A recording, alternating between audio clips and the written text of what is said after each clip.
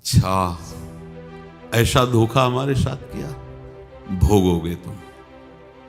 ये जो निकलता है ना भोगोगे, ये अकाट्य होता है। क्योंकि किसी का भी हृदय, मान लो किसी भी जीव जंतु को आप कष्ट दें और उसका हृदय आह भर जाए, तो वो आह वज्र की लीक है, तुम्हें भोगना पड़ेगा। वो आह किसी की ना लेना जिंदगी। कोई ऐसा कोई आह भर करके कह दिया तुम समर्थ हो, हम तो कुछ कर नहीं सकते, और अंदर से दुखी, फिर तुम्हारी सामर्थ्य काम नहीं करेगी, मिट्टी में मिला देगी। ऐसा नहीं कि आप जो कर रहे हैं कोई देख नहीं रहा, कोई हिसाब किताब नहीं, जो कर रहे हैं अवश्य में भोक्तव्यम। बहुत सावधान। जीव स्वयं नित्य निरंतर कर्मों के जाल को रच रहा है और अपने आप को बांध रहा है। आपको मुक्त होना है, बंधना नहीं है। जीव का जन्म कर्मों के अनुबंध से होता है, कर्मों के बंधन से होता है, और उसको अपना ऋण चुकाना होता है। कर्मानुबंध ये बहुत सूक्ष्म विषय है। जैसे आप जिस परिवार में जन्म लिए हैं, तो उस परिवार के लोगों से आपका ऋण है, इसलिए उसी परिवार में आप आए हैं। और ऋणानुबंध उसको बिना चुकाए या बिना वसूल किए आप वहां से जाएंगे नहीं। आपको लेना है तो वसूल करना है, और देना है तो चुकाना है। ये पूर्व के जन्मों से निश्चित किया गया है। जैसे किसी के यहां पुत्र हुआ, जन्म से ही पैसा खर्चा शुरू हुआ, जो बड़ा हुआ तो उद्दंडता के द्वारा मार पूरे परिवार को क्लेश पर क्लेश देता चला जा रहा है। ये तुम्हारे कर्म का फल है। या ऐसे शक्तिहीन बुद्धिहीन ऐसे पागल पूरे जीवन सेवा करो, तुमसे अपना हिसाब चुकाने के लिए वो आया है।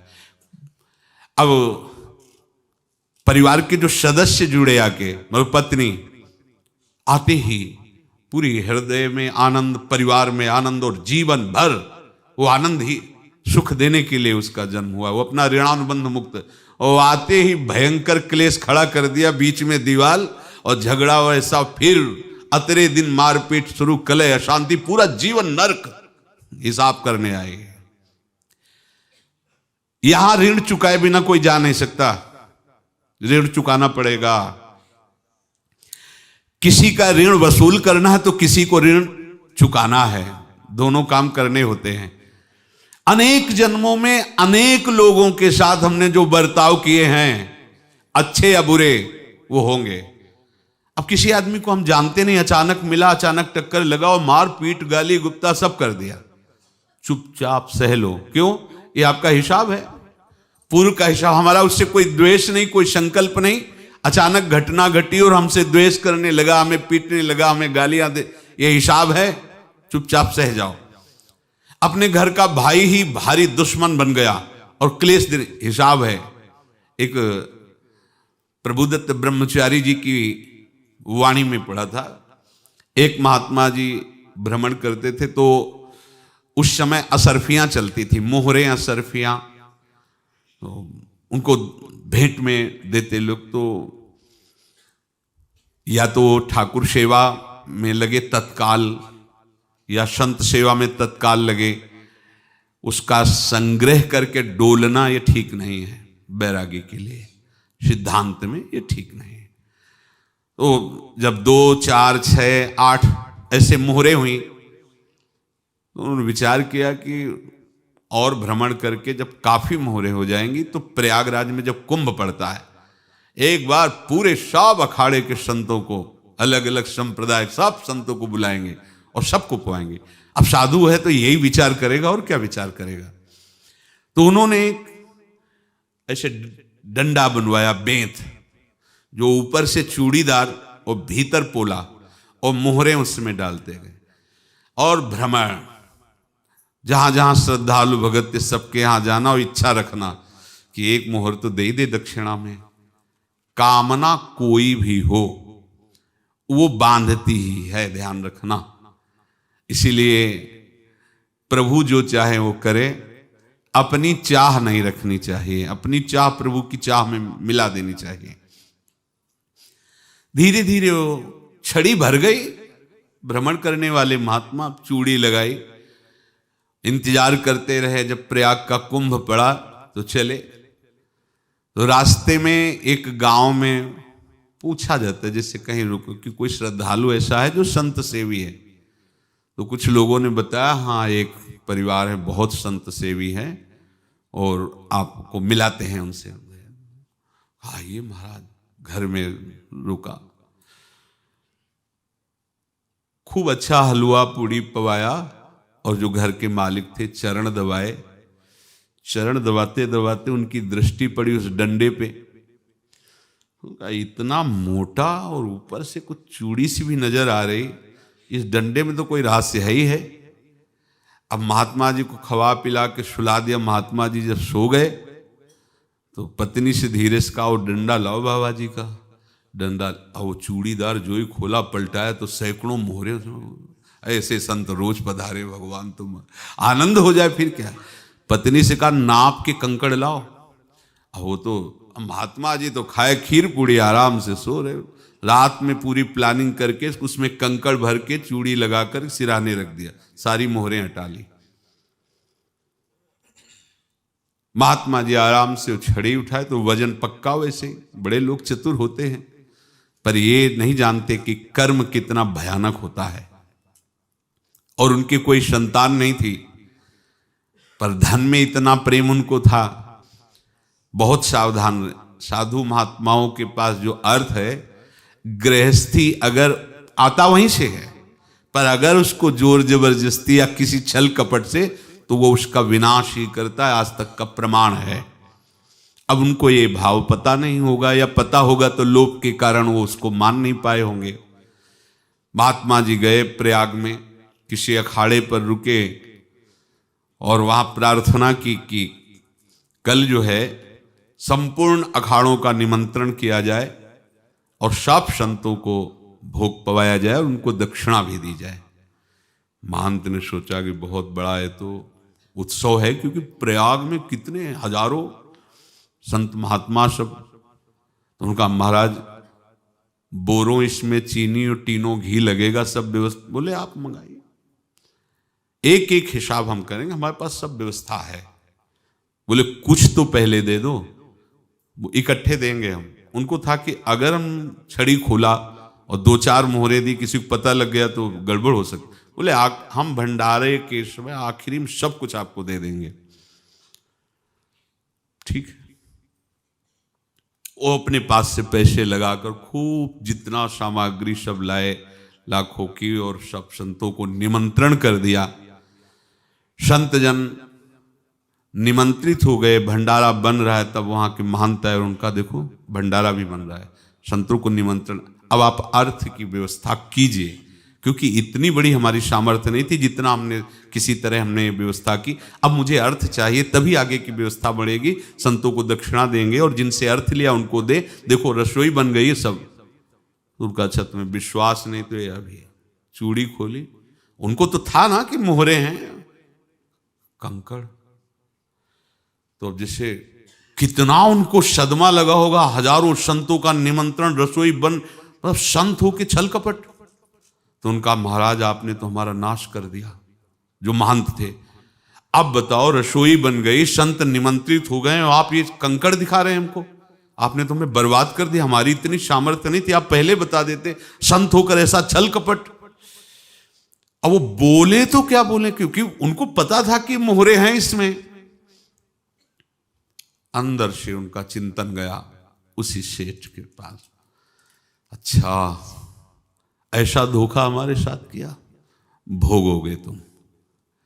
ये जो निकलता है ना भोगोगे, ये अकाट्य होता है। क्योंकि किसी का भी हृदय, मान लो किसी भी जीव जंतु को आप कष्ट दें और उसका हृदय आह भर जाए, तो वो आह वज्र की लेख है, तुम्हें भोगना पड़ेगा। वो देखो भीष्म जी को भोगना पड़ रहा है ना। सांप को ऐसे धनुष की नोक से उठाया और बंबूल के कांटों के ऊपर फेंक दिया, कई दिन तक शेदा हुआ, वो आह भर करके मरा। तो आपको 6 महीने बाणों की सैया पर आह किसी की ना लेना जिंदगी में। कोई ऐसा कोई आह भर करके कह दिया तुम समर्थ हो, हम तो कुछ कर नहीं सकते। और अंदर से दुखी, फिर तुम्हारी सामर्थ्य काम नहीं करेगी, मिट्टी में मिला देगी। फिर ये तो संत थे और भगवत आराधना के लिए, संत आराधना के लिए ही ऐसा किए हुए थे। अब इनका कैसे मुंह दिखाएं? अब क्या करें? सुबह संत जन आएंगे, सबके बीच में हमारी कि देखो इन्होंने, अब क्या करें? गए और संगम में जाके छलांग लगाई, अपने प्राण त्याग दिए। अब उनके तो पास मोहरे थी और व्यापार बढ़ा, और 9-10 महीने बाद ही लड़का हुआ। अब तो उनको कि संत फलीभूत हो गया। देखो व्यापार चल रहा, लड़का नहीं होता था, लड़का भी हो गया। बड़ा आनंद छा रहा है। जब से वो प्रकट हुए और धन की वृद्धि शुरू हो गई, पढ़ाई लिखाई में उनके खर्चा हुआ सब, बस बीमारी शुरू हो गई उनके शरीर में। अब उसमें पैसा जाना शुरू हुआ। इतने आसक्त तो वो दोनों हो गए कि कुछ भी हो, व्यापार ठप, संपत्ति बेचना शुरू। तो उन्होंने कहा कि बेटा मैं क्या कर सकता हूं तुम्हारे लिए? बोले हमारी अंतिम इच्छा है प्रयाग चलो, और जितने प्रयाग में संत महात्मा सबको एक बार भंडारा करवाओ। हमारी इच्छा अंतिम है, क्योंकि अंतिम यही इच्छा थी। तो बोले अब ज्यादा संपत्ति तो नहीं रह गई। तो बोले घर बेच दो, मेरे लिए ही तो है, बेच दो। मुझे लगता मैं बचूंगा नहीं, पर मेरी अंतिम इच्छा पूर्ण कर दो। घर बेच दिया, जेवर बेच दी। वहां गए, जब संत सेवा की तो बोले मुझे संगम तक ले चलो। संगम तक ले गए और बोले समझे तुम चुराए थे और हमने उसको छीना है, कुछ नहीं रह गया तेरे पास कुछ, अब केवल ममता और आसक्ति में जलकर मर और नरक प्राप्त कर। मैं वही महात्मा हूं जिसकी तूने मोहरे ली थी, शरीर छोड़ दिया। महात्मा को जन्म लेना पड़ा और इनको दुर्गति भोगनी पड़ी। ऋणानुबंध होश में, ऐसा नहीं कि आप जो कर रहे हैं कोई देख नहीं रहा, कोई हिसाब किताब नहीं, जो कर रहे हैं अवश्य में भोक्तव्यम। बहुत सावधान। अनेक जन्मों में अनेक लोगों से जो कुछ लिया दिया है, इस लेने देने को मिटा देने के बाद ही तुम मुक्त हो गए। इसीलिए एक उपाय है, लेना न देना मगन रहना। क्या? मालिक को समर्पित हो जाओ, मालिक को अपना माना हुआ समर्पित कर दो, खत्म। अहम त्वाम स्वरूपापेभ्यो मोक्षयिष्यामि, सब खत्म। आगे पीछे लेना देना सब खत्म। एकादश स्कंद में भगवान श्री कृष्णचंद्र जी ने कहा, जो मेरे चरणों का आश्रय लेकर भक्त मेरा भक्ति करता है, उसके पितृ ऋण, मातृ ऋण, देव ऋण, ऋषि ऋण, सब ऋणों से मैं मुक्त कर देता हूं। बस यही एक उपाय है